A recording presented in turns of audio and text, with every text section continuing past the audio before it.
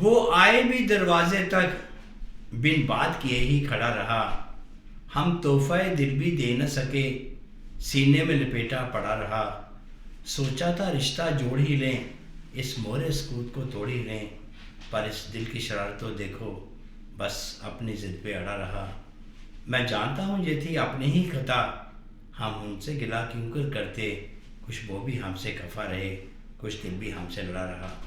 Voice of India studio में मैं हूँ योगराज गुप्ता। आप सबको मेरा आदाब, नमस्कार और प्यार भरी सत श्री अकाल। स्टूडियो में मेरे साथ तशरीफ़ फरमाया जनाब हरप्रीत सिंह जवादा और जनाब MP सिंह। आपका हम वॉइस ऑफ इंडिया स्टूडियो में आपका स्वागत करते हैं। मेहरबानी गुप्ता जी, बहुत बहुत शुक्रिया। मैं एक अरसे के बाद हम तीनों प्रोग्राम दे रहे हैं। ਤੁਸੀਂ ਸਾਨੂੰ ਸੱਦਦੇ ਨਹੀਂ ਗੁप्ਤਾ ਜੀ, ਸਾਨੂੰ ਸੱਦੋ ਤਾਂ ਅਸੀਂ ਤਾਂ ਕਾਂ ਥਸਨੇ ਆ ਵੀ ਬਹੁਤ ਹੀ ਆ ਜਾਣਾ ਜਵੰਦਾ ਜੀ ਤੇ ਮੈਂ, ਤੁਸੀਂ ਜਦੋਂ ਮਰਜ਼ੀ ਕਾਲ ਕਰ ਲਿਆ ਕਰੋ, ਸਾਡੇ ਵੱਲੋਂ ਤਾਂ ਕੋਈ ਇਦਾਂ ਦੀ ਗੱਲ ਨਹੀਂ। ਤੁਸੀਂ ਜ਼ਿਆਦਾ ਰੁੱਝ ਗਏ ਹੋ ਰਿਟਾਇਰਮੈਂਟ ਤੋਂ ਬਾਅਦ, ਜ਼ਿਆਦਾ ਤੁਹਾਡੇ ਵੀ ਜਿਵੇਂ ਹੋ ਗਏ आर्जी मुश्किल है, कुछ मसरूफियात है, आर्जी है बस। ਅਰਜ਼ੀ ਹੋਣੀ ਚਾਹੀਦੀ ਕੋਈ ਵੀ ਗੱਲ ਹੈ, ਚਾਹੇ ਤੁਹਾਡੀ ਕੋਈ ਮੁਸ਼ਕਲ ਹੈ, ਚਾਹੇ ਕੋਈ ਮਸਰੂਫੀਅਤ ਹੈ, ਤੇ ਉਹ ਟੈਂਪਰੇਰੀ ਹੋਣੀ ਚਾਹੀਦੀ। ਇਹ ਨਹੀਂ ਕਿ ਤੁਸੀਂ ਪਰਮਾਨੈਂਟਲੀ ਮਸਰੂਫੀਅਤ ਇਹੋ ਜਿਹੀ ਕਿ ਛੇੜ ਲਵੋ, ਤੁਹਾਨੂੰ ਜ਼ਿੰਦਗੀ ਜੀਣ ਦਾ ਮੌਕਾ ਨਾ ਮਿਲੇ। ऐसी बात नहीं है, I'm enjoying my life। जवादा जी तो आजकल मसरूफ है अपना। देखो पता कि ये जिस तरह इन्होंने MP जी ने किया कि पहले तो आपको मैं दिल की गहराइयों से मुबारकबाद देता हूँ कि आपकी नई कंपनी अभी तो विनपे रियल्टी के आप मालिक हो। अभी बहुत बहुत बहुत मुबारक है। ਇਹ ਮੁਬਾਰਕ ਦੇ ਜੋ ਕਿ ਪਾਰਟੀ ਨਹੀਂ ਕੀਤੀ ਇਹਨਾਂ ਨੇ ਅੱਜ ਤੱਕ। वो डेट पार्टी ड्यू है जी, ਪਾਰਟੀ ਡਿਊ ਹੈ, ਅੱਜ ਤੋਂ ਮਹੀਨਾ ਪਹਿਲਾਂ ਵੀ ਇਹਨਾਂ ਨੇ ਪਾਰਟੀ ਡਿਊ ਕਿਹਾ ਸੀਗਾ। क्रिसमस आ रही है एक साथ इकट्ठे। पक्का। ਕ੍ਰਿਸਮਸ ਤਾਂ ਬੜੀ ਦੂਰ ਹੈ ਜੀ, ਉਦੋਂ ਪਹਿਲਾਂ ਪਾਰਟੀ ਕ੍ਰਿਸਮਸ ਨਹੀਂ, ਤੇ ਕਰ ਲਾਂਗੇ। ਤੁਹਾਡੇ ਨਾਲ ਪ੍ਰੋਮਿਸ ਕੀਤਾ ਔਰ ਉਹਨੂੰ ਐਗਜ਼ੀਕਿਊਟ ਕਰਾਂਗੇ ਆਪਾਂ, ਜਿਹੜਾ ਵੀ ਪ੍ਰੋਮਿਸ ਛੇਤੀ ਕਰਨ। ਹਾਂਜੀ ਚਲੋ ਜਲਦੀ। ਇੱਕ ਉਮੀਦ ਤਾਂ ਹੈ। ਹਾਂਜੀ, ਤੁਸੀਂ ਜਿਹੜਾ ਸ਼ੇਰ ਬੋਲਿਆ ਗੁप्ता ਜੀ ਹੁਣੇ ਕਿ ਇਹ ਦਿਲ ਵੀ ਆਪਣੀ ਜ਼ਿੱਦ ਤੇ ਅੜਾ ਰਹਾ ਹੈ ਨਾ ਜੀ। ਜਦੋਂ ਦਿਲ ਆਪਣੀ ਜਿੱਦ ਤੇ ਅੜਿਆ ਰਹਿੰਦਾ ਤੇ ਇਹਦੇ ਕੁਝ ਪੋਜ਼ਿਟਿਵ ਕੰਸੀਕੁਐਂਸਸ ਹੁੰਦੇ ਨੇ, ਕੁਝ ਨੈਗੇਟਿਵ ਹੁੰਦੇ ਨੇ। ਕਈ ਵਾਰੀ ਜਿੱਦ ਤੇ ਅੜੇ ਰਹਿਣ ਕਰਕੇ ਤੁਹਾਡੇ ਰਿਲੇਸ਼ਨਸ਼ਿਪ ਜਿਹੜੇ ਨੇ ਉਹ ਖਰਾਬ ਹੁੰਦੇ ਆ। ਕਈ ਵਾਰੀ ਜਿੱਦ ਤੇ ਅੜੇ ਰਹਿਣ ਕਰਕੇ ਤੁਹਾਨੂੰ ਜਿਹੜਾ ਟਾਰਗੇਟ ਤੁਸੀਂ ਅਚੀਵ ਕਰਨਾ ਹੁੰਦਾ ਉਹ ਡਿਟਰਮੀਨੇਸ਼ਨ ਹੋ ਜਾਂਦਾ, ਉਹ ਵੀ ਜਾਂਦਾ, ਨਹੀਂ ਵੀ ਹੁੰਦਾ ਹੈ ਨਾ ਜੀ। ਕਈ ਵਾਰੀ ਜਿੱਦ ਤੇ ਅੜੇ ਰਹਿਣ ਕਰਕੇ ਤੁਹਾਡੀ ਪ੍ਰਮੋਸ਼ਨ ਵੀ ਰੁਕ ਜਾਂਦੀ ਹੈ। ਕਈ ਵਾਰੀ ਜਿੱਦ ਤੇ ਅੜੇ ਰਹਿਣ ਕਰਕੇ ਤੁਹਾਡੀ ਆਪਣੇ ਬੌਸ ਦੇ ਨਾਲ ਨਹੀਂ ਬਣਦੀ। ਜਿੱਦ ਤੇ ਅੜੇ ਰਹਿਣ ਕਰਕੇ ਕਿਵੇਂ ਤੁਹਾਡੀ ਆਪਣੀ ਗੁਆਂਢੀ ਦੇ ਨਾਲ ਨਹੀਂ ਬਣਦੀ ਹੈਗੀ। ਲਾਈਕ ਜਿੱਦ ਇੱਕ ਐਸੀ ਚੀਜ਼ ਹੈ, ਬੜੇ ਵੱਡਾ ਟਰਮਸ ਇਹਦਾ ਹੈ, ਠੀਕ ਹੈ ਜੀ। ਜਦੋਂ ਤੁਸੀਂ ਸ਼ੇਰ ਬੋਲੇ ਸੀ ਤੇ ਮੇਰੇ ਦਿਮਾਗ 'ਚ ਸਾਰੀ ਚੀਜ਼ਾਂ ਆ ਗਈਆਂ ਸੀ ਕਿ ਇਹ ਜਿੱਦ ਚੀਜ਼ ਕੀ ਆ। ਤੇ ਮੈਂ ਸਰਦਾਰ MP ਸਿੰਘ ਜੀ ਕੋਲ ਪੁੱਛਣਾ ਚਾਹੁੰਦਾ ਕਿ ਜਦੋਂ ਜ਼ਿੱਦ ਨਾਂ ਦਾ ਸ਼ਬਦ ਤੁਹਾਡੇ ਮਨ ਨੂੰ ਸਟ੍ਰਾਈਕ ਕਰਦਾ ਤੇ ਕੀ ਤੁਹਾਡੇ ਰਿਐਕਸ਼ਨ ਕੀ ਹੁੰਦਾ ਹੈਗਾ, ਕਿਸ ਤਰ੍ਹਾਂ ਤੁਸੀਂ ਦਿਲ ਨੂੰ? ਹਾਂਜੀ, ਮੈਂ ਤਾਂ ਕਹਿੰਦਾ ਨਾ ਜੀ, ਦਿਲ ਹੈ ਜੋ ਮਾਨਤਾ ਹੀ ਨਹੀਂ। ਤੁਸੀਂ ਜਿੰਨੀ ਵਾਰੀ ਮਰਜ਼ੀ ਕੋਸ਼ਿਸ਼ ਕਰ ਲਓ ਇਹਨੂੰ ਸਮਝਾਉਣ ਦੀ। दिल आ जाए किसी पर तो ਨਹੀਂ ਆ ਜਾਏ ਤੇ ਫੇਰ ਕਿਹੜਾ हमारी उम्र निकल गई इसलिए आपने ਨਹੀਂ ਆ ਤੇ ਫੇਰ ਵੀ ਸਕਦਾ। अच्छा, ਦਿਲ ਆਉਣ ਜਾਂ ਜਾਣ 'ਚ ਉਹ ਥੋੜੀ ਪਾਬੰਦੀ ਲੱਗ ਗਈ, ਰੁਕਾਵਟ ਥੋੜੀ ਹੋ ਗਈ। ਤੁਹਾਨੂੰ ਕੋਈ ਵੀ ਬੰਦਾ ਚੰਗਾ ਲੱਗ ਸਕਦਾ, ਇੰਡੀਵਿਜੂਅਲ ਪਰਸਨੈਲਿਟੀ ਵੀ ਚੰਗੀ ਲੱਗ ਸਕਦੀ, ਕੋਈ ਕੰਮ ਚੰਗਾ ਲੱਗ ਸਕਦਾ, ਕੋਈ ਫੁੱਲ ਚੰਗਾ ਲੱਗ ਸਕਦਾ, ਕੋਈ ਕਿਤਾਬ ਚੰਗੀ ਲੱਗ ਸਕਦੀ ਹੈ, ਕੋਈ ਮੌਸਮ ਚੰਗਾ ਲੱਗ ਸਕਦਾ, ਕੋਈ ਦਿਨ ਚੰਗਾ ਲੱਗ ਸਕਦਾ, ਸਵੇਰ ਸ਼ਾਮ ਕੋਈ ਵੀ ਚੀਜ਼ ਚੰਗੀ ਲੱਗ ਸਕਦੀ। ਦਿਲ ਆਉਣ ਦਾ ਮਤਲਬ ਇਹ ਨਹੀਂ ਕਿ ਕਿਸੇ ਮੇਲ ਫੀਮੇਲ ਦੀ ਗੱਲ ਹੈ, किसी चीज पे भी आ ਕਿਸੇ ਚੀਜ਼ ਤੇ ਵੀ ਗੱਲ ਆ ਜਾਂਦਾ ਹੈਗਾ। ਗੱਲ ਤਾਂ ਇਹ ਹੈ ਕਿ ਤੁਹਾਨੂੰ ਮਨ ਨੂੰ ਸਕੂਨ ਕਿਵੇਂ ਮਿਲਦਾ, ਖੁਸ਼ੀ ਕਿਵੇਂ That's ਮਿਲਦੀ, important। ਇਹ ਇੰਪੋਰਟੈਂਟ ਹੈ। ਉਹ ਤੁਹਾਨੂੰ ਮੇਲ ਨੂੰ ਫੀਮੇਲ, ਫੀਮੇਲ ਨੂੰ ਮੇਲ ਵੇਖ ਕੇ ਵੀ ਖੁਸ਼ੀ ਹੋ ਸਕਦੀ ਹੈ, ਮੇਲ ਨੂੰ ਮੇਲ ਵੇਖ ਕੇ ਵੀ ਖੁਸ਼ੀ ਹੋ ਸਕਦੀ ਹੈ। ਤੁਹਾਨੂੰ ਦੇਖ ਕੇ ਸਾਨੂੰ ਖੁਸ਼ੀ ਹੁੰਦੀ ਹੈ, ਜਾਂ ਪੁਰਾਣੇ ਯਾਰ ਦੋਸਤ ਮਿਲੇ, ਦੋਸਤਾਂ ਨਾਲ, ਮਿੱਤਰਾਂ ਨਾਲ ਬੈਠ ਕੇ ਖੁਸ਼ੀ ਹੁੰਦੀ ਹੈ। ਹੁਣ ਕੋਈ ਵਾਰੀ ਆਪਾਂ ਦੇਖੋ, ਕਈ ਵਾਰੀ ਗੱਲ ਕਰਦੇ ਨੇ, ਹਮ ਖਿਆਲ ਮਿਲ ਜਾਏ ਤਾਂ ਬਾਤ ਹੀ ਹੋ ਰਹੀ ਹੈ। ਗੁਪਤਾ ਜੀ ਵੀ ਕੀ ਕਰਦੇ ਪਏ ਹੋ? ਤੁਸੀਂ ਕਹਿੰਦੇ ਵੀ ਕਰਦਾ ਤਾਂ ਮੈਂ ਕੁਛ ਨਹੀਂ। ਹੁਣ ਹਾਲਾਂਕਿ ਤੁਸੀਂ ਦੇਖੋ, ਸਾਡੇ ਕੋਲ ਆਉਣ ਲਈ 40-45 ਮਿੰਟ ਦਾ ਰਸਤਾ ਤੈਅ ਕਰਕੇ ਆਉਣਾ ਹੁੰਦਾ। ਕੰਮ ਅਸੀਂ ਕੀ ਕਰਦੇ ਹਾਂ? ਕਾਫੀ ਸ਼ਾਪ ਤੇ ਬੈਠ ਕੇ ਕਾਫੀ ਪੀ ਲੈਂਦੇ ਹਾਂ। ਉਸ ਤੋਂ ਬਾਅਦ ਤੁਸੀਂ ਵਾਪਸ ਚਲੇ ਜਾਂਦੇ, ਜਾਂ ਮੈਂ ਤੁਹਾਡੇ ਕੋਲ ਆ ਜਾਂਦਾ, ਜਾਂ ਜਵੰਦਾ ਜੀ ਨੂੰ ਪੁੱਛਦਾ ਅੱਜ ਕਿੱਥੇ ਦੇ, ਕਹਿੰਦੇ ਜੀ ਦੱਸੋ। ਇਹਦਾ ਮਤਲਬ ਹੁੰਦਾ ਕਿ ਫ੍ਰੀ ਹੈਗੇ, ਹੁਣ ਆ ਜਾਣਾ ਉਹਨੇ। ਠੀਕ ਹੈ ਨਾ, ਇਹ ਦਿਲ ਮਿਲੇ ਦੀਆਂ ਗੱਲਾਂ। हम बड़े खुश नसीब हैं, हमारे ख्यालात मिलते हैं और ऐसा एक बना हुआ था। ਇਹ ਬਹੁਤ ਜ਼ਰੂਰੀ ਹੈ ਜ਼ਿੰਦਗੀ ਦੇ ਵਿੱਚ, ਖਿਆਲਾਤ ਮਿਲਣੇ ਬਹੁਤ ਜ਼ਰੂਰੀ ਹੈ। ਖਿਆਲਾਤ ਦਾ ਮਤਲਬ ਇਹ ਨਹੀਂ ਕਿ ਤੁਹਾਡੇ ਪੋਲੀਟੀਕਲ ਵਿਊਜ਼ ਡਿਫਰੈਂਟ ਹੋ ਸਕਦੇ, ਸੋਸ਼ਲ ਵਿਊਜ਼ ਵੀ ਤੁਹਾਡੇ ਡਿਫਰੈਂਟ ਹੋ ਸਕਦੇ, ਤੁਹਾਡੀ approach business towards business different ਹੋ ਸਕਦੀ ਹੈ, ਟੁਵਰਡਸ ਧਰਮ, ਰਾਜਨੀਤੀ, ਸਮਾਜ, ਪਰਿਵਾਰ, ਬੱਚੇ, ਸਾਰਿਆਂ ਪ੍ਰਤੀ ਅਲੱਗ-ਅਲੱਗ ਅਪਰੋਚ ਹੋ ਸਕਦੀ ਹੈ। ਪਰ ਕਿਤੇ ਨਾ ਕਿਤੇ ਤੁਸੀਂ ਇੱਕ ਸੁਰ ਹੈਗੇ ਹੋ, ਉਹ ਜਿਹੜੀ ਇੱਕ ਸੁਰਤਾ ਹੈਗੀ ਆ, ਉਹ ਤੁਹਾਡੀ ਜ਼ਿੰਦਗੀ। ਨਹੀਂ, ਤੁਸੀਂ ਕਹਿਣਾ ਇੱਕ ਸੁਰਤਾ ਜਿਹੜੀ ਹੈ ਉਹ ਜ਼ਿੰਦਗੀ ਹੈ। ਇੱਕ ਸੁਰਤਾ ਜਿਹੜੀ ਹੈ, ਸੌਰੀ ਮੈਂ ਗਲਤ ਵਰਡ ਬੋਲਿਆ, ਇੱਕ ਸੁਰਤਾ ਜਿਹੜੀ ਹੈ ਉਹ ਲਾਈਫ 'ਚ ਬਹੁਤ ਜ਼ਰੂਰੀ ਹੈ। ਚਾਹੇ ਤੁਹਾਡਾ ਪਰਿਵਾਰ ਹੈ, ਚਾਹੇ ਤੁਹਾਡਾ ਉਹ ਬਿਜ਼ਨਸ ਹੈ, ਚਾਹੇ ਤੁਹਾਡਾ ਉਹ ਯਾਰਾਂ ਦੋਸਤਾਂ ਨਾਲ ਤੁਹਾਡਾ ਕੰਬੀਨੇਸ਼ਨ ਹੈ, ਜਾਂ ਤੁਹਾਡੇ ਇੱਕ ਸੋਸ਼ਲ ਸਰਕਲ ਹੈ, ਇੱਕ ਸੁਰਤਾ ਬਹੁਤ ਜ਼ਰੂਰੀ ਹੈ ਜੀ। ਇੱਕ ਸੁਰਤਾ, ਤੁਸੀਂ ਹੁਣੇ ਕਿਹਾ ਜੀ ਓਪੀਨੀਅਨ ਕਲੈਸ਼ ਹੁੰਦੀ ਹੈ, ਮੇਰੀ ਪੋਲੀਟੀਕਲ ਜਿਹੜੀ ਹੈ ਸਟੇਟਮੈਂਟ ਜਿਹੜੀ ਹੈ ਗੁਪਤਾ ਜੀ ਦੀ ਸਟੇਟਮੈਂਟ ਤਾਂ ਥੋੜ੍ਹੀ ਜਿਹੀ ਵੱਖਰੀ ਹੋਏਗੀ, ਤੁਹਾਡੀ ਜਿਹੜੀ ਮੇਰੇ ਤੋਂ ਵੱਖਰੀ ਹੋਏਗੀ, ਲੇਕਿਨ ਐਟ ਦ ਐਂਡ ਆਫ ਦਾ ਡੇ ਸਾਡੀ ਜਿਹੜੀ ਅੰਡਰਸਟੈਂਡਿੰਗ ਹੈ that makes the difference. Understanding वो परिवार में भी हो सकती है, ਪਰਿਵਾਰ 'ਚ ਵੀ ਹੋ ਸਕਦੀ ਹੈ। ਹਾਂਜੀ, ਮੈਂ ਜ਼ਿੱਦ ਬਾਰੇ ਗੱਲ ਕਰ ਰਿਹਾ ਸੀ ਜੀ, ਜ਼ਿੱਦ ਬਾਰੇ। ਨਹੀਂ, ਮੈਂ ਉਸ ਤੋਂ ਪਹਿਲਾਂ ਇੱਕ ਹੋਰ ਗੱਲ ਇਹਨੂੰ ਕੰਟੀਨਿਊ ਕਰਨੀ ਚਾਹੁੰਦਾ। ਹਾਂਜੀ, ਜਿਹੜੀ ਤੁਹਾਡੀ ਅਪਰੋਚ ਹੈ ਜਾਂ ਜਿਹੜੀ ਤੁਹਾਡੀ ਪਹੁੰਚ ਹੈਗੀ ਆ, ਉਹ ਮਨੁੱਖਤਾ ਦੇ ਭਲੇ ਵਾਸਤੇ ਹੋਣੀ ਚਾਹੀਦੀ ਹੈ, ਮਾਨਵਵਾਦੀ ਹੋਣੀ ਚਾਹੀਦੀ, ਹਿਊਮੈਨਿਟੇਰੀਅਨ ਹੋਣੀ ਚਾਹੀਦੀ ਹੈਗੀ। ਬੇਸ਼ੱਕ ਪੋਲੀਟੀਕਲ ਵਖਰੇਵੇਂ ਕਿਉਂ ਨਹੀਂ, ਧਾਰਮਿਕ ਵਖਰੇਵੇਂ ਕਿਉਂ ਨਹੀਂ, ਜਿਹੜਾ ਬੰਦਾ ਜਿਸ ਧਰਮ ਨੂੰ ਮੰਨਦਾ ਨਾ ਜੀ, ਮੰਨ ਲਓ ਸਿੱਖ ਹੈ, ਕੋਈ ਹਿੰਦੂ ਹੈ, ਮੁਸਲਮਾਨ ਹੈ, ਈਸਾਈ ਹੈ, ਉਹ ਜੇ ਕੱਟਣੀ ਆ, ਜੇ ਕੱਟਣੀ ਆ ਤਾਂ ਉਹ ਸਾਰਿਆਂ ਨੂੰ ਹੀ ਕਈ ਚੱਲੂਗਾ, ਠੀਕ ਹੈ ਯਾਰ ਤੁਸੀਂ ਵੀ ਠੀਕ ਹੋ, ਇਹ ਵੀ ਠੀਕ ਹੈ, ਉਹ ਵੀ ਠੀਕ ਹੈ। ਜਿਹੜਾ ਕੱਟੜ ਹੈ ਉਹਨੂੰ ਦੂਸਰਾ ਚੰਗਾ ਹੀ ਨਹੀਂ ਲੱਗਦਾ, ਉਹਦੇ ਮਨ 'ਚ ਗੱਲ ਉਹਦੇ ਪ੍ਰਤੀ ਆਉਂਦੀ ਨਹੀਂ, टॉलरेंस नहीं है उसमें। हाँ जी, टॉलरेंस है। ਤੇ ਕੱਟੜਤਾ ਨਹੀਂ ਹੋਣੀ ਚਾਹੀਦੀ। ਜਿੱਦ ਵੀ ਜਿਹੜੀ ਉਹ ਕੱਟੜਤਾ ਵਾਲੀ ਗੱਲ ਹੀ ਹੈ, ਜਿਹਨੂੰ ਗੱਲ ਨੂੰ ਤੁਸੀਂ ਅੱਗੇ ਵਧਾਉਣਾ ਚਾਹੁੰਦੇ ਹੋ, ਉਹ ਵੀ ਜਿਹੜੀ ਜਿੱਦ ਹੈ ਨਾ, ਉਹ ਬੰਦਾ ਕੱਟੜ ਹੈ ਕਿ ਮੈਂ ਤਾਂ ਇਹੀ ਕਹਿਣਾ ਤੇ ਇਹੀ ਠੀਕ ਹੈ, 16 ਨੇ ਸੱਚ ਇਹੀ ਹੈ, ਤੁਸੀਂ ਜੋ ਕਹਿੰਦੇ ਹੋ ਸਾਰਾ ਝੂਠ ਹੈ, ਇਹ ਜਿੱਦ ਹੀ ਹੈ ਨਾ। वो जिद गलत भी तो हो सकती है, ਜਿੱਦ ਹੁੰਦੀ ਗਲਤ ਹੈ, ਜਿੱਦ ਠੀਕ ਹੁੰਦੀ ਵੀ ਨਹੀਂ। ਹਾਂਜੀ, ਜਿਹੜਾ ਇੱਕ ਜੈਂਟਲਮੈਨ ਜਿਹੜੀ ਡਿਸਕਸ਼ਨ ਹੈ ਨਾ, ਉਹਦੇ 'ਚ ਇੱਕ ਅਸੂਲ ਹੁੰਦਾ ਹੈ ਕਿ ਤੁਸੀਂ ਜਦੋਂ ਕੋਈ ਆਪਣੀ ਓਪੀਨੀਅਨ ਦੇ ਰਹੇ ਹੋ ਤੇ ਤੁਹਾਡੇ ਜਿਹੜੇ ਓਪੀਨੀਅਨ ਕਲੈਸ਼ ਕ੍ਰੀਏਟ ਕਰਨ ਵਾਲੇ ਬੰਦੇ ਹੈਗੇ ਨੇ, ਅਗਰ ਤੁਹਾਡੀ ਉਹਨਾਂ ਨੂੰ ਇਕਸੁਰਤਾ ਮਿਲਦੀ ਹੈ ਤਾਂ ਉਹ ਤੁਹਾਨੂੰ ਆਰਾਮ ਨਾਲ ਸੁਣਨ, ਠੀਕ ਹੈ ਜੀ, ਬਿਲਕੁਲ ਠੀਕ ਹੈ ਜੀ। ਉਸ ਤੋਂ ਬਾਅਦ ਇੱਕ ਡੀਸੈਂਟ ਵੇ ਨਾਲ ਤੁਹਾਨੂੰ ਆਪਣਾ ਓਪੀਨੀਅਨ ਦੇਣ ਕਿ ਆਹ ਜੀ, ਠੀਕ ਹੈ ਜੀ। ਔਰ ਕਈ ਜਗ੍ਹਾ ਤੇ ਤੁਸੀਂ ਦੇਖਿਆ ਹੋਣਾ ਗੁਪਤਾ ਜੀ, ਹੁਣ ਚੈਨਲਸ ਦੇ ਵਿੱਚ ਜਿਹੜੇ ਸੋਸ਼ਲ ਮੀਡੀਆ ਤੇ ਬਹੁਤ ਚੈਨਲ ਜਿਹੜੇ ਚੱਲਦੇ ਨੇ, ਜਿਹੜੇ ਨਿਊਜ਼ ਚੈਨਲ ਚੱਲਦੇ ਨੇ, ਨਿਊਜ਼ ਚੈਨਲ, ਹਾਂਜੀ, ਜਿਹੜਾ ਐਂਕਰ ਆ ਉਹ ਚੀਖ ਕੇ ਕਹਿ ਰਿਹਾ ਦਿਮਾਗ ਉਹਨੂੰ ਚੈਲੰਜ ਕਰ ਰਿਹਾ ਨਾ ਜੀ। ਮੈਂ ਤੇ ਬੜਾ ਹੈਰਾਨ ਹੋਇਆ ਸੀ, ਮੈਂ ਕਿਹਾ ਇੰਨੇ ਨੀਵੇਂ ਪੱਧਰ ਤੱਕ ਚਲੀ ਗਈ ਹੈ। ਹਾਂਜੀ, ਇੱਕ ਟਾਈਮ ਹੁੰਦਾ ਸੀ ਜਦੋਂ ਦੂਰਦਰਸ਼ਨ ਸੀ, ਜਲੰਧਰ ਦੂਰਦਰਸ਼ਨ ਸੀ, ਦਿੱਲੀ ਤੋਂ ਆਉਂਦੇ ਸੀ, ਤਬ ਚੋਇਸਿਸ ਵੀ ਕਮ ਥੀ, ਚੋਇਸਿਸ ਕਮ ਸੀ, ਲਾਹੌਰ ਤੋਂ ਆਉਂਦੇ ਸੀ, ਬੜੇ ਡੀਸੈਂਟ ਤਰੀਕੇ ਨਾਲ ਹੁੰਦੇ ਸੀ, ਠੀਕ ਹੈ, ਅਨਾਉਂਸਮੈਂਟ ਕਰਦੇ ਸੀ, ਉਹਨਾਂ 'ਚ ਵੀ ਸੱਭਿਆਚਾਰ ਹੈ ਨਹੀਂ ਅਭੀ। ਹਾਂਜੀ, ਇੱਕ ਕੋਈ ਵੈਸੇ ਵੀ ਕੋਈ ਚੀਜ਼ ਅਗਰ ਉਹ ਕੋਈ इंटरप्शन भी आ जाती थी ना, रुकावट के लिए केस है, वो भी बंदा एंजॉय करता होता सी। नहीं, अब यहाँ ग्रुप और डिस्कशन भी होती है बिटवीन पॉलिटिशियन, तो एक दूसरे की आवाज समझ नहीं आती, वो समझ नहीं आती, ठीक है जी। और अगर तुसी कोई ऐसी ओपीनियन दे रहे हो ਜਿਹੜੀ ਚੈਨਲ ਦੀ ਪਾਲਿਸੀ ਮੈਟਰ ਦੇ ਅਗੇਂਸਟ ਹੈ, ਤੁਹਾਡੀ ਆਵਾਜ਼ ਹੀ ਬੰਦ ਹੋ ਜਾਂਦੀ ਹੈ, ਕਰ ਦਿੱਤੀ ਜਾਂਦੀ ਹੈ, ਠੀਕ ਹੈ ਜੀ। ਸੋ ਇਹ ਮੈਂ ਦੇਖਦਾ ਹਾਂ ਕਿ ਇੰਗਲਿਸ਼ 'ਚ ਵਰਡ ਹੈ ਕੈਕੋਫੈਨੀ, ਕਾਵਾਂਰੌਲੀ ਜਿਹਨੂੰ ਕਹਿੰਦੇ ਨੇ। ਕਾਵਾਂਰੌਲੀ ਦਾ ਇੱਕ ਪਲੇਟਫਾਰਮ ਬਣ ਚੁੱਕਾ ਹੈ, ਲੇਕਿਨ ਚਲੋ ਸਾਰਿਆਂ ਨੂੰ ਤਾਂ ਅਸੀਂ ਸੁਧਾਰ ਨਹੀਂ ਸਕਦੇ, ਲੇਕਿਨ ਕਮ ਸੇ ਕਮ ਜਿਹੜਾ ਜਿਸ ਮੰਚ 'ਤੇ ਅਸੀਂ ਬੈਠੇ ਹਾਂ ਜਾਂ ਜਿਸ ਪਲੇਟਫਾਰਮ 'ਤੇ ਸਾਨੂੰ ਡਿਸਕਸ਼ਨ ਦਾ ਮੌਕਾ ਮਿਲਦਾ ਹੈ, ਕਮ ਸੇ ਕਮ ਅਸੀਂ ਉੱਥੇ ਇਸ ਤਰੀਕੇ ਨਾਲ ਆਪਣੀ ਓਪੀਨੀਅਨ ਆਪਾਂ ਜ਼ਾਹਿਰ ਕਰੀਏ ਕਿ ਡੀਸੈਂਟ ਲੱਗੇ ਆਪਣੇ ਆਪ ਨੂੰ ਹੀ, ਤੇ ਜਿਹੜੇ ਸੁਣਨ ਵਾਲੇ ਨੇ ਉਹਨਾਂ ਨੂੰ ਵੀ ਚੰਗਾ ਲੱਗੇ। ਜਿਹੜਾ ਨਾ ਤੁਸੀਂ ਫਿਕਰਮੰਦੀ ਜ਼ਾਹਰ ਕੀਤੀ ਹੈ ਕਿ ਉਹ ਇਸ ਤਰੀਕੇ ਦੀ ਕਾਵਾਂਰੌਲੀ ਹੁੰਦੀ ਹੈ, ਤੇ ਗੁਪਤਾ ਜੀ ਕਹਿੰਦੇ ਵੀ ਇੱਕ ਦੂਜੇ ਦੀ ਗੱਲ ਹੀ ਨਹੀਂ ਸਮਝ ਲੱਗਦੀ। ਉਹਨਾਂ ਦਾ ਮੋਟਿਵ ਇਹ ਹੈ, ਉਹਨਾਂ ਦਾ ਮੋਟਿਵ ਇਹ ਹੈ ਕਿ ਤੁਹਾਨੂੰ ਉਹ ਪਤਾ ਹੀ ਨਹੀਂ ਲੱਗੇ ਕੀ ਕਹੀ ਜਾਂਦੇ ਹੈਗੇ। ਉਹ ਲੜਾਈ ਝਗੜਾ ਇਸ ਤਰੀਕੇ ਨਾਲ ਕਰਦੇ ਆ, ਫਿਰ ਜਿਹੜੇ ਦੇਖਣ ਜਾਂ ਸੁਣਨ ਵਾਲਾ ਬੰਦਾ, ਉਹਨੂੰ ਜਦੋਂ ਚੈਨਲ ਦੇ ਉੱਤੇ ਉਹ ਬੰਦਾ ਬੋਲਣ ਵਾਲਾ ਦੇ ਥੱਲੇ ਨਾਂ ਲਿਖਿਆ ਹੁੰਦਾ, ਉਹਦੀ ਪਾਰਟੀ ਦਾ ਨਾਮ ਵੀ ਲਿਖਿਆ ਹੁੰਦਾ ਜਾਂ ਉਹਦੀ ਆਰਗੇਨਾਈਜੇਸ਼ਨ ਦਾ, ਉਹ ਉਹਦੇ ਨਾਲ ਜੁੜਦਾ ਕਿ ਹਾਂ ਮੇਰੇ ਬੰਦੇ ਨੇ ਆਹ ਗੱਲ ਦੇਖੋ ਕਿੰਨੀ ਵਧੀਆ ਕੀਤੀ। ਬੀਜੇਪੀ ਦਾ ਬੰਦਾ ਦੇਖੋ ਜੀ, ਉਹਨਾਂ ਕਿੰਨੀ ਲੌਜਿਕ ਸੀ, ਹਾਲਾਂਕਿ ਸਮਝ ਨੂੰ ਲੱਗੀ ਨਹੀਂ ਹੈ। ਕਾਂਗਰਸ ਵਾਲੇ ਨੇ ਕਿੰਨੀ ਵਧੀਆ ਗੱਲ ਕੀਤੀ, ਆਮ ਆਦਮੀ ਪਾਰਟੀ ਵਾਲੇ ਨੇ ਕਿੰਨੀ ਵਧੀਆ ਗੱਲ ਕੀਤੀ, ਕਿਸੇ ਹੋਰ ਨੇ ਕਿੰਨੀ ਵਧੀਆ ਗੱਲ ਕੀਤੀ, ਪਰ ਉਹਨਾਂ ਦੇ ਵਿੱਚ ਜੇ ਚੈਨਲ ਦੀ ਇਮਾਨਦਾਰੀ ਹੈ, ਉਹਨਾਂ ਨੇ ਇੱਕ ਨਿਊਟਰਲ ਬੰਦਾ ਬਿਠਾਇਆ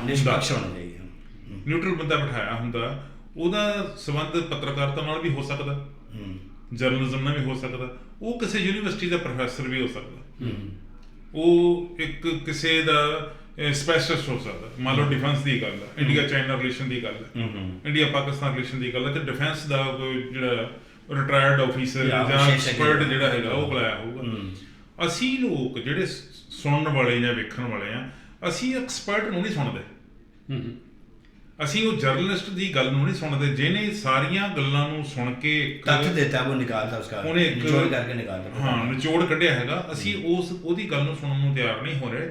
ਅਸੀਂ ਸਮਝਦੇ ਹਾਂ ਕਿ ਅਸੀਂ ਜਿਹੜੇ ਬੰਦੇ ਨਾਲ ਸਾਡਾ ਥੋੜਾ ਜਿਹਾ ਲਗਾਅ ਹੈ political, maybe Congress, maybe Akali, maybe BJP, Aam Aadmi ਜਾਂ ਕੋਈ ਹੋਰ, ਸਾਨੂੰ ਲੱਗਦਾ ਕਿ ਸਾਡੇ ਬੰਦੇ ਨੇ ਗੱਲ ਕਿੰਨੀ ਬਖੂਬੀ ਬਿਆਨ ਕੀਤੀ ਹੈ, ਚਾਹੇ ਉਹ ਗਲਤ ਹੀ ਹੋ, ਚਾਹੇ ਗਲਤ ਹੋਵੇ, ਸਾਡੇ ਬੰਦੇ ਨੇ ਦੂਜਿਆਂ ਨੂੰ ਬੋਲਣ ਨਹੀਂ ਦਿੱਤਾ, ਜ਼ਬਾਨ ਜਿਹੜੀ ਉਹਨਾਂ ਦੀ ਤਾਲਾਬੰਦੀ ਕਰ ਦਿੱਤੀ। ਅਸੀਂ ਆਪਣੇ ਆਪ ਨੂੰ ਖੁਸ਼ ਕਰਨ ਦੀ ਖਾਤਰ ਉਹ ਇੱਕ ਬਣਾ ਲੈਂਦੇ ਆ, ਇੱਦਾਂ ਦਾ ਮਾਹੌਲ ਜਿਹਾ ਬਣਾ ਲੈਂਦੇ ਆ, ਐਸੋਸੀਏਸ਼ਨ ਬਣਾ ਲੈਂਦੇ ਆ ਉਸ ਬੰਦੇ ਦੇ ਨਾਲ। ਹਾਂਜੀ, ਸਾਡਾ ਐਟੀਟਿਊਡ ਉਹ ਬਣ ਜਾਂਦਾ। ਉੱਥੇ ਤੱਕ ਅਸੀਂ ਸਾਡੀ ਗੱਲ ਹੁੰਦੀ, ਪਰ ਅਸੀਂ ਉਹਦੇ ਵਿੱਚੋਂ ਸੱਚਾਈ ਜੋ ਹੈ, ਉਹ ਪੱਤਰਕਾਰ ਹੋਵੇ, ਚਾਹੇ ਉਹ ਯੂਨੀਵਰਸਿਟੀ ਦਾ ਕਿਸੇ ਦਾ ਪ੍ਰੋਫੈਸਰ ਹੋਵੇ, ਚਾਹੇ ਉਹ ਕਿਸੇ ਡਿਪਾਰਟਮੈਂਟ ਦਾ, ਜਿਵੇਂ ਮੈਂ ਡਿਫੈਂਸ ਦੀ ਗੱਲ ਕੀਤੀ ਆ, ਕੋਈ ਇਕੋਨਮੀ ਦਾ, ਕੋਈ ਡਿਫੈਂਸ ਦਾ, ਕੋਈ ਹੋਰ ਕਿਸੇ ਚੀਜ਼ ਦਾ ਐਕਸਪਰਟ ਹੈ, ਉਹਦੀ ਗੱਲ ਨੂੰ ਸੁਣਨ ਨੂੰ ਤਿਆਰ ਨਹੀਂ, ਪੱਲੇ ਬੰਨਣ ਨੂੰ ਤਿਆਰ ਨਹੀਂ।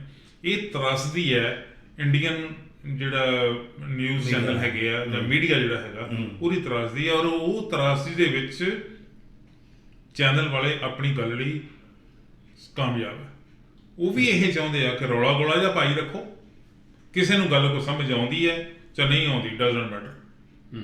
ਉਹ ਇਸੇ ਗੱਲ ਦੀ TRP ਬਣਾ ਰਿਹਾ ਕਿ ਰੌਲਾ ਪੈਂਦਾ, ਸਾਡੀ ਗੱਲ ਨੂੰ ਹਵਾ ਮਿਲਦੀ ਹੈ, ਲੋਕੀ ਭੰਬਲ ਭੁੱਸੇ 'ਚ ਪੈਂਦੇ, ਇਹ TRP। ਫॉर द ਟਾਈਮਿੰਗ ਚਲੋ ਕਹਿ ਸਕਦੇ ਕਿ ਉਹਨਾਂ ਦੀ ਜਿਹੜੀ ਐਫਰਟਸ ਹੈ ਸਕਸੈਸਫੁਲ ਹੈ, ਪਰ ਇਨ ਦਾ ਲੌਂਗ ਰਨ ਮੇਰੇ ਨਹੀਂ ਖਿਆਲ ਕਿ ਇਹ ਚੱਲਣ ਵਾਲਾ ਹੈ, ਕਿਉਂਕਿ ਅੱਜ ਕੱਲ੍ਹ ਹਰ ਆਦਮੀ, ਹਰ ਬੰਦਾ, ਹਰ ਬੱਚਾ ਜਿਹੜਾ ਉਹ ਐਜੂਕੇਟਡ ਹੈਗਾ, ਉਹਨੂੰ ਪਤਾ ਹੈ ਵਟਸ ਰੋਂਗ ਵਟਸ ਰਾਈਟ, ਠੀਕ ਹੈ ਜੀ। ਬਟ ਫਿਰ at the end of the day ਇਹੋ ਗੱਲ ਆਉਂਦੀ ਹੈ ਕਿ ਜਿੰਨੀ ਦੇਰ ਤੱਕ ਸਾਡੇ ਕੋਲ ਇਹ ਕੈਪੈਸਿਟੀ ਨਹੀਂ ਹੈ ਕਿ ਅਸੀਂ ਸੱਚ ਨੂੰ ਸੱਚ ਕਹਿ ਸਕੀਏ, ਝੂਠ ਨੂੰ ਝੂਠ ਕਹਿ ਸਕੀਏ, ਉਨੀ ਦੇਰ ਤੱਕ ਅਸੀਂ ਇਹ ਐਕਸਪੈਕਟੇਸ਼ਨਸ ਨਹੀਂ ਕਰ ਸਕਦੇ ਕਿ ਜਿਹੜਾ ਦੇਸ਼ ਦਾ ਪੋਲੀਟੀਕਲ ਸਿਸਟਮ ਹੈ ਜਾਂ ਸਿਟੀ ਦਾ ਪੋਲੀਟੀਕਲ ਸਿਸਟਮ ਹੈ ਜਾਂ ਈਵਨ ਸਾਡੇ ਘਰ ਦਾ ਸਿਸਟਮ ਜਿਹੜਾ ਉਹ ਬੈਕ ਟੂ ਦਾ ਟਰੈਕ ਆ ਸਕੇ। ਸੋ ਸੱਚ ਨੂੰ ਸੱਚ ਕਹਿਣਾ ਬਹੁਤ ਜ਼ਰੂਰੀ ਹੈ ਜੀ, ਇਹ ਕੈਪੈਸਿਟੀ ਹੁੰਦੀ ਹੈ। ਗੁਰਬਾਣੀ ਵੀ ਕਹਿੰਦੀ ਹੈ ਸੱਚ ਸੁਣਾਈ ਸੀ ਸੱਚ ਕੀ ਕਹਿਲਾ। ਅਗਰ ਤੁਸੀਂ ਸੱਚ ਨੂੰ ਸੱਚ ਬੋਲਣ ਦੇ ਟਾਈਮ ਤੇ ਨਹੀਂ ਬੋਲਦੇ, ਜਦੋਂ ਲੋੜ ਹੈ, ਕੋਈ ਸਪੋਜ਼ ਇੱਕ ਬੰਦੇ ਨੂੰ ਫਾਂਸੀ ਲੱਗ ਰਹੀ ਹੈ, ਤੁਹਾਡੇ ਸੱਚ ਬੋਲਣ ਨਾਲ ਉਹਦੀ ਫਾਂਸੀ ਜਿਹੜੀ ਹੈ ਰੁਕ ਸਕਦੀ ਹੈ। ਅਗਰ ਤੁਸੀਂ ਉਹਨੂੰ ਫਾਂਸੀ ਦੇ ਚੜ੍ਹਨ ਤੋਂ ਬਾਅਦ ਕਹਿੰਦੇ ਹੋ ਕਿ ਨਹੀਂ ਅਸਲ ਗੱਲ ਤੇ ਇਹ ਤੇ ਇਹ ਤੇ ਟੂ ਲੇਟ ਹੈਗੀ ਆ। ਔਰ ਇਹ ਜਿਹੜੀ ਝੂਠ ਨਾਲ ਤੁਸੀਂ ਰਾਈਟਰ ਹੋ, ਲਿਖਦੇ ਹੋ, ਬਹੁਤ ਸੋਹਣਾ ਲਿਖਦੇ ਹੋ, ਮਨ 'ਚ ਮੇਰੇ ਵੀ ਹੁੰਦੀ ਹੈ ਵੀ ਬੜਾ ਕੁਛ ਹੈ, ਉਥਲ ਪੁਰਾਣੇ ਸਮੇਂ ਤੋਂ ਚੱਲੀ ਆਉਂਦੀ ਹੈ। 40-50 ਸਾਲ ਇਸੇ ਪ੍ਰੋਫੈਸ਼ਨ ਦੇ ਨਾਲ ਜੁੜੇ ਰਹੇ ਹਾਂ, ਪੱਤਰਕਾਰਤਾ ਨਾਲ ਜਾਂ ਲਿਟਰੇਚਰ ਨਾਲ ਜੁੜੇ ਰਹੇ ਕਿਸੇ ਨਾ ਕਿਸੇ ਤਰੀਕੇ ਨਾਲ। ਤੇ ਸਿਰਫ ਮੇਰੀ ਇੱਕ ਕਮਜ਼ੋਰੀ ਇਹ ਹੈ ਕਿ ਮੈਂ ਉਹ ਗੁਰਮੁਖੀ ਦੇ ਵਿੱਚ ਨਹੀਂ ਲਿਖ ਸਕਦਾ। ਮੇਰੇ ਕੰਪਿਊਟਰ ਦੇ ਵਿੱਚ ਗੁਰਮੁਖੀ ਦੀ ਕੀਬੋਰਡ ਨਹੀਂ ਹੈਗੀ, ਜਾਣਬੁੱਝ ਕੇ ਮੈਂ ਰੱਖੀ ਨਹੀਂ ਹੋਈ, ਕਿਉਂਕਿ ਆਫਿਸ ਦਾ ਟਾਈਮ ਜਿਹੜਾ ਕੰਮ ਆ ਉਹ ਡਿਸਟਰਬ ਹੁੰਦਾ। ਫੋਨ ਤੇ ਹੈਗੀ, ਉਹ ਤੇ ਇੰਨੀ ਸਪੀਡ ਨਾਲ ਜਾਂ ਇੰਨਾ ਵੱਡਾ ਤੁਸੀਂ ਨਹੀਂ ਲਿਖ ਸਕਦੇ। ਥੋੜਾ ਸੁੱਖ ਸੁਨੇਹਾ ਦੇਣਾ ਜਿਹੜਾ ਉਹ ਪੰਜਾਬੀ 'ਚ ਗੁਰਮੁਖੀ 'ਚ ਹੋ ਸਕਦਾ। ਇਹਨਾਂ ਦਿਨਾਂ ਵਿੱਚ ਮੈਂ ਇੱਕ ਮੇਰੇ ਦਿਮਾਗ 'ਚ ਗੱਲ ਆਈ ਸੀ, ਮੈਂ ਕਿਉਂ ਨਹੀਂ ਬੋਲਦਾ। ਮਤਲਬ ਮੈਂ ਉਹ ਰਿਪਰੈਜ਼ੈਂਟ ਕਰ ਰਿਹਾ ਸਾਰੇ ਲੋਕਾਂ ਨੂੰ ਜਿਹੜੇ ਕਿਸੇ ਨਾ ਕਿਸੇ ਮਜਬੂਰੀ ਵਸ, ਕਿਸੇ ਨਾ ਕਿਸੇ ਕਾਰਨ ਵਸ ਆਪਣੇ ਆਪ ਨੂੰ ਦੱਬ ਘੁੱਟ ਕੇ ਬੈਠੇ ਆ, ਔਰ ਉਹਨਾਂ ਨੂੰ ਸਾਰਾ ਕੁਝ ਦਿਸਦਾ ਵੀ ਹੈ, ਉਹਨਾਂ ਨੂੰ ਸਮਝ ਵੀ ਆ ਕਿ ਕੀ ਠੀਕ ਹੋ ਰਿਹਾ ਕੀ ਗਲਤ ਹੋ ਰਿਹਾ, ਪਰ ਬੋਲਦੇ ਨਹੀਂ। ਤਾਂ ਮੇਰਾ ਉਹ ਜਿਹੜਾ ਸਬਜੈਕਟ ਸੀ, ਮੈਂ ਤਾਂ ਨਹੀਂ ਬੋਲਦਾ। आप मौजूदा हालात की बात कर रहे हो? ਹਾਂਜੀ, ਮੌਜੂਦਾ ਹਾਲਾਤ।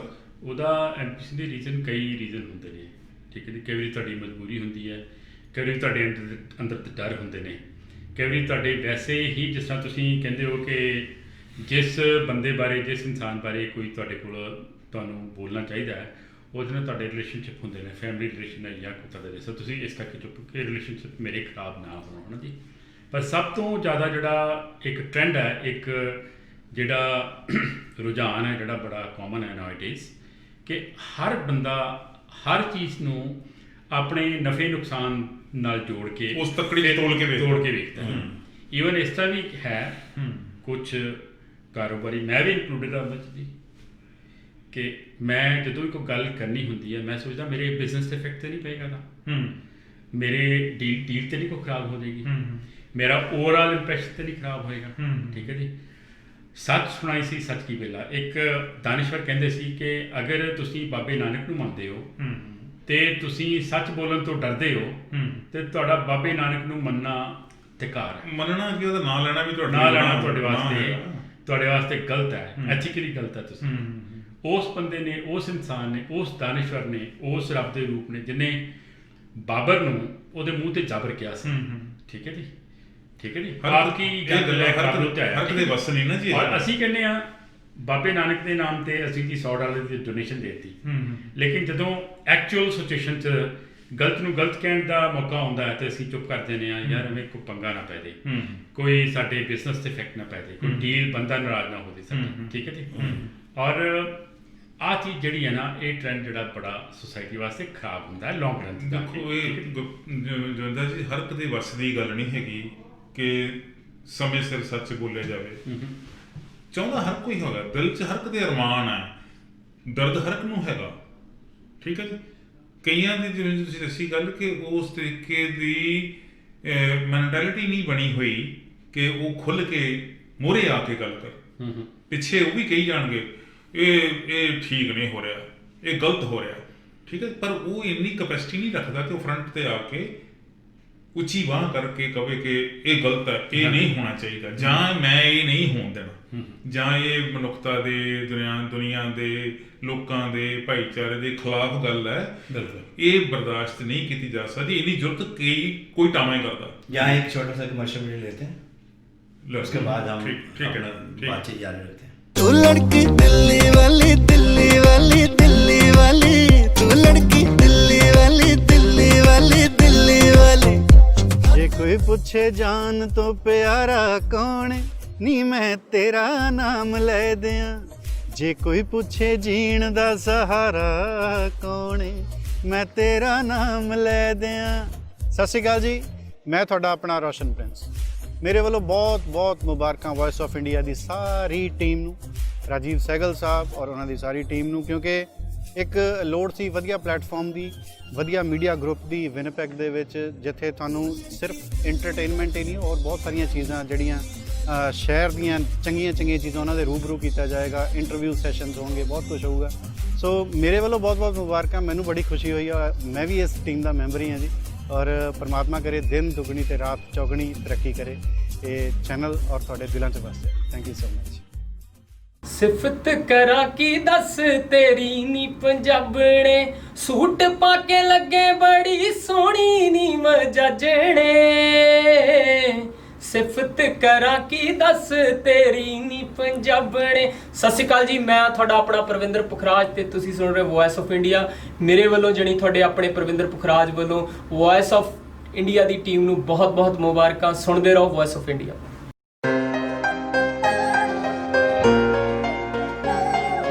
ਰਿੰਨੀ ਪੈਗ ਦੀਆਂ ਰਾਤਾਂ ਲੰਮੀਆਂ ਹੋ ਗਈਆਂ, ਛੇਤੀ ਜੇ ਦਿਨ ਢਲ ਜਾਂਦਾ ਹੋ ਉੱਥੇ ਵੀ।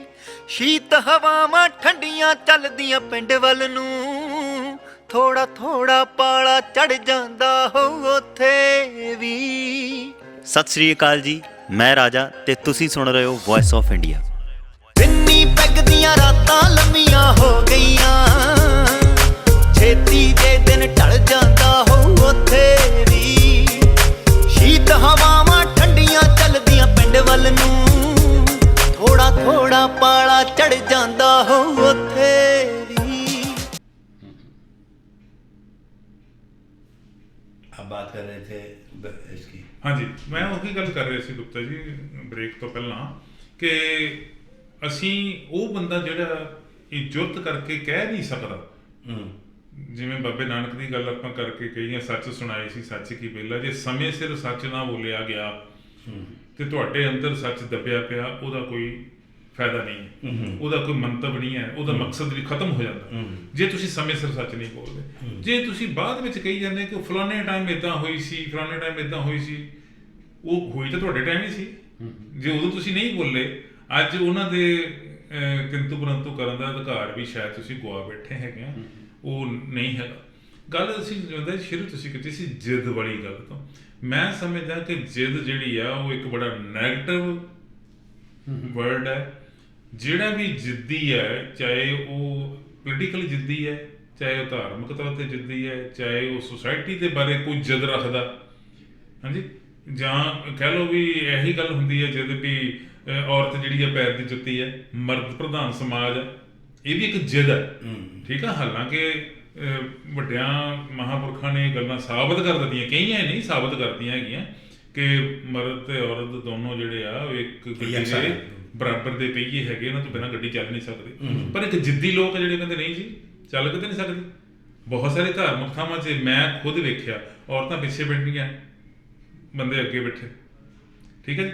ਕੋਈ ਸਮਾਗਮ ਹੁੰਦਾ ਹੈ ਇਸ ਤਰੀਕੇ ਦਾ, ਉਹਦੇ ਵਿੱਚ ਔਰਤਾਂ ਨੂੰ ਪਿੱਛੇ ਰੱਖਿਆ ਜਾਂਦਾ, ਈਵਨ ਖਾਣਾ ਖਾਣ ਵੇਲੇ ਵੀ। ਬਹੁਤ ਸਾਰੇ ਇੱਦਾਂ ਦੇ ਹੈਗੇ ਜਿੱਥੇ ਬਰਾਬਰ ਦੀ ਗੱਲ ਹੈਗੀ ਆ, ਬਰਾਬਰ ਤੇ ਔਰਤਾਂ ਮਰਦ ਬਹਿੰਦੀਆਂ ਹੈਗੀਆਂ। ਹਾਂ, ਹਾਲਾਂਕਿ ਚਲੋ ਸੁਸਾਇਟੀ ਹੈ ਜੀ ਸਾਡੀ ਇੰਨੀ ਐਡਵਾਂਸ ਨਹੀਂ ਹੋਈ ਕਿ ਔਰਤ ਮਰਦ ਦਾ ਵੀ ਵਖਰੇਵਾਂ ਕਿਉਂ ਕੀਤਾ ਜਾਵੇ ਬੈਠਣ ਲੱਗਿਆ, ਪਰ ਇਹ ਐਡਵਾਂਸਮੈਂਟ ਇੰਨੀ ਹੋਈ ਨਹੀਂ, ਹੋਣੀ ਚਾਹੀਦੀ ਹੈ। ਜਿੱਥੇ ਮਰਜੀ ਜਿੱਥੇ ਜੀ ਕਰਦਾ ਬੈਠੇ, ਚਾਹੇ ਮਤਲਬ ਕੋਈ ਹਸਬੈਂਡ ਵਾਈਫ ਜਾਂਦੇ ਆ, ਉਹ ਹਸਬੈਂਡ ਵਾਈਫ ਔਰਤਾਂ ਵਾਲੇ ਪਾਸੇ ਤੇ ਹਸਬੈਂਡ ਮਰਦਾਂ ਵਾਲੇ ਪਾਸੇ ਕਿਉਂ ਬੈਠੇ, ਇਕੱਠੇ ਵੀ ਬਹਿ ਸਕਦੇ।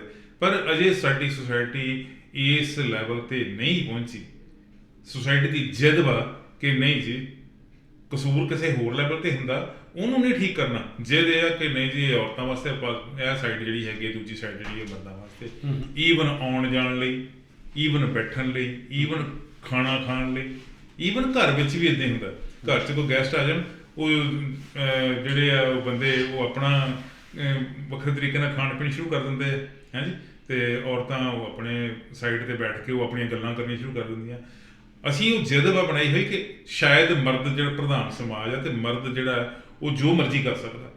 ਜਦੋਂ ਕਿ ਤੁਸੀਂ ਦੂਜੀਆਂ ਜਿਹੜੀਆਂ ਕਮਿਊਨਿਟੀਜ਼ ਵੇਖੋ, ਉਹ ਲੋਕ ਵੀ ਤਾਂ ਖਾਂਦੇ ਪੀਂਦੇ ਹੈਗੇ ਹੀ ਹੋ ਰਹੇ ਆ, ਉਹਨਾਂ ਦੀਆਂ ਔਰਤਾਂ ਮਰਦ ਸਾਰੇ ਇਕੱਠੇ ਹੀ ਆ। ਜੇ ਉਹਨਾਂ ਦੇ ਹੱਥ ਵਿੱਚ ਮੰਨ ਲਓ ਜਾਮ ਫੜਿਆ ਹੋਇਆ, ਬੀਅਰ ਦਾ ਇੱਕ ਕੱਪ ਫੜਿਆ ਹੋਇਆ ਬੰਦੇ ਦੇ ਹੱਥ ਵਿੱਚ, ਤੇ ਔਰਤ ਬੀਅਰ ਦੀ ਨਹੀਂ ਪੀਂਦੀ ਤੇ ਉਹਦੇ ਹੱਥ 'ਚ ਜੂਸ ਦਾ ਗਲਾਸ ਹੈ, ਪਰ ਉਹ ਹੈ ਉਹਨਾਂ ਦੇ ਵਿੱਚ ਹੀ ਬੈਠੀ। ਸਾਡੀਆਂ ਔਰਤਾਂ ਜਿਹੜੀਆਂ ਹੈਗੀਆਂ ਉਹ ਅਲੱਗ ਬੈਠੀਆਂ, ਭਾਵੇਂ ਉਹ ਪਾਣੀ ਪੀ ਰਹੀਆਂ ਤੇ ਭਾਵੇਂ ਜੂਸ ਪੀ ਰਹੀਆਂ, ਤੇ ਬੰਦੇ ਜਿਹੜੇ ਆ ਉਹ ਕਹਿੰਦੇ ਜੀ ਸਾਨੂੰ ਇੱਧਰ ਖਦੀ ਚਲੋ ਸਮਾਨ ਜਿਹੜਾ ਦੂਜਾ ਖਾਣ ਪੀਣ ਦਾ ਸਮਾਨ ਸਾਡੇ ਲਈ ਅਲੱਗ ਬਣਾਓ, ਠੀਕ ਹੈ ਜੀ। ਜਾਂ ਘਰ ਵਿੱਚ ਜੇ ਮੰਨ ਲਓ ਕਿਸੇ ਨੇ ਨੌਨ ਵੈਜ ਬਣਾਇਆ ਤੇ ਉਹ ਇਸ ਤਰੀਕੇ ਦੀ ਅੰਡਰਸਟੈਂਡਿੰਗ ਹੈ ਵੀ ਇਹ ਬੰਦਿਆਂ ਵਾਸਤੇ ਹੀ ਹੈ, ਜਨਾਨੀਆਂ ਵਾਸਤੇ ਤਾਂ ਹੈ ਹੀ ਨਹੀਂ। ਇੱਕ ਕਿਸਮ ਦੀ ਜਿੱਦ ਫੜੀ ਹੋਈ ਅਸੀਂ ਕਿ ਅਸੀਂ ਇਹ ਸਾਰਾ ਕੁਝ ਚੇਂਜ ਨਹੀਂ ਹੋਣ ਦੇਣਾ, ਜਦੋਂ ਤਾਂ ਬਹੁਤ ਜ਼ਰੂਰੀ ਹੈ, ਚੇਂਜ ਆਉਣੀ ਬਹੁਤ ਜ਼ਰੂਰੀ ਹੈ। ਜੇ ਚੇਂਜ ਨਹੀਂ ਆਊਗੀ ਤੇ ਕਿਹੜੇ ਸਮਾਜ ਦੀਆਂ ਗੱਲਾਂ ਕਰਦੇ, ਕਿਹੜੇ ਸਮਾਜ ਖੂਬਸੂਰਤ ਸਮਾਜ ਦੀਆਂ ਗੱਲਾਂ ਕਰਦੇ। समाज की कुरूपता तो दिनों दिन बढ़ती जाती पई है। नहीं, आप क्या समझते हो जो आने वाली पीढ़ी है वो कैरी ऑन करेंगी? बिल्कुल करती पई है वो, कैरी ऑन कर रहे हैं बिल्कुल जी। कैरी ऑन मतलब जो ਅਸੀਂ ਕਰਦੇ ਨੇ ਨਹੀਂ वो चेंज हो ਨਹੀਂ, ਉਹ ਤਾਂ ਚੇਂਜ ਹੋ ਚੁੱਕੇ ਜੀ। ਜਿਹੜੀ ਪੀੜ੍ਹੀ ਸਾਡੇ ਤੋਂ ਨੈਕਸਟ ਹੈ ਉਹਨਾਂ ਦਾ ਸੋਚਣ ਦਾ ਤਰੀਕਾ ਡਿਫਰੈਂਟ ਹੈ, ਉਹਨਾਂ ਦਾ ਵਿਚਰਨ ਦਾ ਤਰੀਕਾ ਡਿਫਰੈਂਟ ਹੈ, ਉਹ ਆਪਣੇ ਢੰਗ ਨਾਲ ਵਿਚਰਦੇ ਹੈਗੇ ਆ ਜੀ। ਅਸੀਂ ਅਸਲ ਵਿੱਚ ਉਹਨਾਂ ਨੂੰ ਵੇਖ ਕੇ ਮਹਿਸੂਸ ਕਰਦੇ ਆ ਕਿ ਜ਼ਿੰਦਗੀ ਤੇ ਹੀ ਜੀ ਰਹੇ, ਅਸੀਂ ਤਾਂ ਜ਼ਿੰਦਗੀ ਭੋਗਣ ਆਏ ਹਾਂ। ਆਪਾਂ ਅਸੀਂ ਕਹਿੰਦੇ ਨਾ ਜਿਹੜਾ ਟਾਈਮ ਪਾਸ ਹੋ ਜਾਏ ਉਹੀ ਚੰਗਾ, ਉਹ ਟਾਈਮ ਪਾਸ ਨਹੀਂ ਕਰਦੇ ਪਏ, ਉਹ ਟਾਈਮ ਇੰਜੋਏ ਕਰਦੇ ਆ। ਇਹ ਫਰਕ ਐਂਬੀਸ਼ਨ ਜੀ ਤੁਹਾਡਾ, ਮੈਂ ਜਿਹੜਾ ਤੁਸੀਂ ਜੋ ਵੀ ਆਪਣਾ ਦਿੱਤਾ right from the beginning to the end, ਮੈਂ ਇੱਕ ਚੀਜ਼ ਦੇਖਿਆ ਸੀ ਕਿ ਹਰ ਚੀਜ਼ ਦੇ ਦੋ ਪੱਖ ਹੁੰਦੇ ਨੇ, ਦੋ ਪਹਿਲੂ ਹੁੰਦੇ ਹਰ ਇੱਕ ਚੀਜ਼ ਦੇ। ਜ਼ਿੱਦ ਹੈ, ਸ਼ਾਇਦ ਜ਼ਿੱਦ ਤੁਸੀਂ ਕਿਹਾ ਨੈਗੇਟਿਵ ਹੁੰਦੀ ਹਮੇਸ਼ਾ, ਪਰ ਜੇ ਮੈਂ ਜ਼ਿੱਦ ਨੂੰ ਪੋਜ਼ੀਟਿਵ ਤਰੀਕੇ ਨਾਲ ਇਹਨੂੰ ਰਿਪਰੈਜ਼ੈਂਟ ਕਰਾਂ ਤੇ ਜ਼ਿੱਦ ਜਿਹੜੀ ਹੈ ਕਮਿਟਮੈਂਟ ਹੀ ਹੁੰਦੀ ਹੈ। ਕਮਿਟਮੈਂਟ ਦੇ ਰੂਪ ਵਿੱਚ ਇੰਨੀ ਸਖਤ ਹੋ ਜਾਂਦੀ ਹੈ, ਇੰਨੀ ਡਿਟਰਮਿਨਡ ਹੋ ਜਾਂਦੀ ਹੈ ਕਿ ਕੁਝ ਲੋਕ ਜਿਹੜੇ ਨੇ ਉਹ ਜਿਨ੍ਹਾਂ ਨੂੰ ਲੋਕ ਕਹਿੰਦੇ ਆ ਕਿ ਇਹ ਇੰਪੋਸੀਬਲ ਹੈ, ਬੰਦਾ ਇਹ ਕੰਮ ਕਰ ਨਹੀਂ ਸਕਦਾ, ਲੇਕਿਨ ਉਹ ਕਰਕੇ ਦਿਖਾਉਂਦੇ। ਮੈਂ ਇੱਕ ਐਗਜ਼ਾਮਪਲ ਦੇਣਾ ਤੁਹਾਨੂੰ, ਡਿਟਰਮੀਨੇਸ਼ਨ। ਵਕੀਲਾ ਨਾਂ ਦੀ ਕੁੜੀ ਸੀ ਜੀ, ਮੈਂ 2-3 ਦਿਨ ਪਹਿਲਾਂ ਇਹਦੀ ਵੀਡੀਓ ਦੇਖਿਆ ਸੀ, ਤੇ ਬਹੁਤ ਹੀ ਗਰੀਬ ਘਰ ਦੀ ਮੁੜ ਕੇ ਟੀਚਰਸ ਨੇ ਹੈਲਪ ਕਰਨੀ, ਵਜ਼ੀਫਾ ਮਿਲਣਾ, ਪੜ੍ਹੀ 10ਵੀਂ ਤੱਕ ਪੜ੍ਹੀ, ਮੁੜ ਕੇ 12ਵੀਂ ਕੀਤੀ, ਇੱਕ ਟੀਚਰ ਮਿਲ ਗਿਆ ਉਹਨੂੰ, ਟੀਚਰ ਮਿਲ ਗਿਆ ਤੇ ਸਮਝ ਨਾ ਆਏ ਵੀ ਹੁਣ ਮੈਂ ਕਰਾਂ ਕੀ, ਲਾਈਕ ਕਾਲਜ ਜਾ ਕੇ। ਤੇ ਉਹਨੂੰ ਕਹਿੰਦੇ ਤੂੰ ਟੀਚਰ ਬਣ ਜਾ। ਟੀਚਰ ਤਾਂ ਕੀਤਾ ਤੇ ਟੀਚਰ 'ਚ ਇਹਦਾ ਇੰਟਰਸਟ ਨਹੀਂ ਬਣਿਆ। ਮੁੜ ਕੇ ਇੱਕ ਟੀਚਰ ਨੇ, ਇੱਕ ਜਿਹੜਾ ਉਹਦਾ ਟੀਚਰ ਸੀ, ਉਹਨੇ ਉਹਦਾ ਪੋਟੈਂਸ਼ੀਅਲ ਦੇਖਿਆ, ਠੀਕ ਹੈ ਜੀ, ਦੇਖਿਆ ਤੇ ਇਹ ਵੀ ਦੇਖਿਆ ਕਿ ਕੁੜੀ ਜਿਹੜੀ ਹੈ ਘਰੋਂ ਗਰੀਬ ਹੈਗੀ ਹੈ, ਇੰਨੀ ਨਹੀਂ ਦੇ ਸਕਦੀ ਹਨ ਫੀਸ ਆਪਣੀ। ਉਹਨੂੰ ਕਹਿੰਦਾ ਵਕੀਲ ਕਿਉਂ ਨਹੀਂ ਬਣ ਜਾਂਦੀ, ਠੀਕ ਹੈ ਜੀ, ਤੇਰਾ ਨਾਂ ਹੀ ਵਕੀਲਾ ਹੈਗੀ ਹੈ, ਮੁਸਲਮਾਨ ਘਰਾਣੇ ਤੋਂ ਸੀ, ਮਲੇਰਕੋਟਲੇ ਦੀ ਸੀ ਪ੍ਰੋਬਬਲੀ, ਤੇ ਉਹ ਕਹਿੰਦੇ ਠੀਕ ਹੈ ਮੈਂ ਬਣ ਜਾਂਦੀ ਹਾਂ। ਉੱਥੇ ਗਈ ਵਕੀਲ LLB ਕਰਦੀ, ਉੱਥੇ ਕਿਸੇ ਨੇ ਕਿਹਾ ਕਿ ਇਹ ਤੇ ਵਕੀਲ ਬਣਦੇ ਰਹਿੰਦੇ ਨੇ ਕਿੰਨੇ ਸਾਰੇ, ਤੂੰ PCS ਜੁਡੀਸ਼ੀਅਲ ਕਿਉਂ ਨਹੀਂ ਕਰਦੀ, ਠੀਕ ਹੈ ਜੀ। ਉਹ ਕਹਿੰਦੇ ਨਾ ਮੇਰੇ ਕੋਲ ਪੈਸੇ ਹੈ, ਨਾ ਮੇਰੇ ਕੋਲ ਸਪੋਰਟ ਹੈ ਕੋਈ, ਇੰਨੇ ਮਹਿੰਗੇ ਇੰਸਟੀਚਿਊਟ ਜਾ ਕੇ ਟ੍ਰੇਨਿੰਗ ਲੈਣੀ ਪੈਂਦੀ, ਸਾਰਾ ਕੁਝ ਕਰਨਾ ਪੈਂਦਾ। ਭਰਾ ਜਿਹੜਾ ਸੀ ਉਹਨੇ ਆਪਣਾ ਕਰੀਅਰ ਜਿਹੜਾ ਉਹ ਦਾਅ ਲਾਤਾ, ਕਹਿੰਦਾ ਵੀ ਮੈਂ ਤੈਨੂੰ ਸਪੋਰਟ ਕਰਦਾ, ਪਤਾ ਨਹੀਂ ਦਿਹਾੜੀ ਕਰਦਾ ਸੀ ਕੀ ਕਰਦਾ ਸੀ, ਉਹਦੀ ਫੰਡਿੰਗ ਉਹ ਕਰਦਾ ਸੀ। ਫਿਰ ਜਦੋਂ ਦੇਖਿਆ ਕਿ ਜਦੋਂ ਕਮਿਟਮੈਂਟ ਦੇਖਦੇ ਨਾ ਲੋਕ, ਸਮਾਜ ਅਸੀਂ ਕਹਿੰਦੇ ਬਹੁਤ ਬੁਰੇ ਲੋਕਾਂ ਦਾ ਭਰਿਆ, ਲੇਕਿਨ ਅੱਛੇ ਲੋਕ ਵੀ ਬਹੁਤ ਹੁੰਦੇ।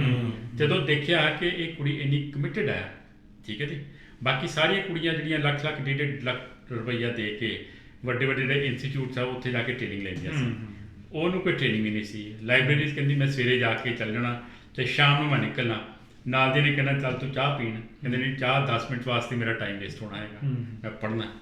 ਅਲਟੀਮੇਟਲੀ ਉਹ ਕੁੜੀ ਜਿਹੜੀ ਸੀ ਨਾ ਉਹ PCS ਸਿਲੈਕਟ ਹੋ ਗਈ ਜੀ, PCS ਜੁਡੀਸ਼ੀਅਲ, ਠੀਕ ਹੈ ਜੀ। ਮੁੜ ਕੇ ਜਿਸ ਸਕੂਲ ਤੋਂ ਉਹਨੇ ਮੈਟ੍ਰਿਕ ਕੀਤੀ ਸੀ ਫਿਰ ਉਹਨਾਂ ਨੇ ਬੁਲਾਇਆ, ਔਰ ਉਹ ਆਪਣੀ ਉਹਨੇ ਸਟੋਰੀ ਜੋ ਮੈਂ ਤੁਹਾਨੂੰ ਦੱਸ ਰਿਹਾ, ਉਹਨੇ ਸਟੇਜ 'ਤੇ ਖੜੀ ਹੋ ਕੇ ਉਹਨੇ ਬੋਲੀ, ਫਿਰ ਇਕੱਲੇ ਟੀਚਰ ਦਾ ਨਾਂ ਲੈ ਕੇ, ਫਲਾਣੀ ਟੀਚਰ ਜਿਹੜੀ ਮੈਨੂੰ ਇਸ ਤਰ੍ਹਾਂ ਕਹਿੰਦੀ ਹੁੰਦੀ ਸੀ ਤੁਹਾਡਾ ਬਹੁਤ ਬਹੁਤ ਸ਼ੁਕਰੀਆ, ਫਲਾਣੇ ਸਾਹਿਬ ਮੈਨੂੰ ਇਸ ਤਰ੍ਹਾਂ ਕਹਿੰਦੇ ਸੀ ਤੁਹਾਡਾ ਬਹੁਤ ਬਹੁਤ ਸ਼ੁਕਰੀਆ।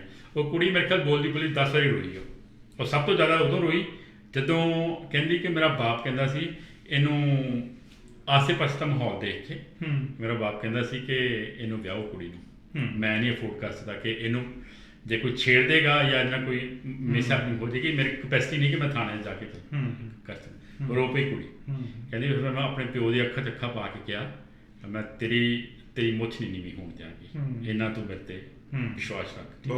ਉਹਨੇ ਵਿੱਚ ਬੋਲਿਆ ਖੜੇ ਹੋ ਕੇ, ਔਰ ਮੈਂ ਦੇਖੋ ਮੈਂ ਐਜ਼ ਏ ਕਹਾਣੀਕਾਰ ਲਾਈਕ ਮੈਂ ਉਹਦੀ ਕਹਾਣੀ ਸੁਣਦਾ ਹੋਇਆ 2-3 ਵਾਰੀ ਇਮੋਸ਼ਨਲ ਹੋ ਗਿਆ ਉੱਥੇ, ਠੀਕ ਹੈ। ਸੋ